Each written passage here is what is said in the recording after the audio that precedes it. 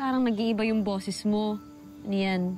Guys, kasi sa totoo lang talaga, I find him cute. Ay, Zinia, nako. Alam mo, napapaisip rin ako, ah. Ano bang pangalan mo? Belle, ikaw. Ako si Tyrone. At instant K mo. Today and every day. Okay? Kuya!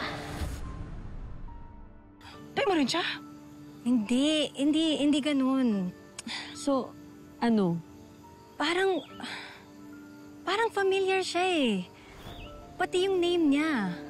Anong ibig mo sabihin dun? Kasi naalala ko lang nung bata pa ako, may nakasama din akong bata nung nakidnap ako.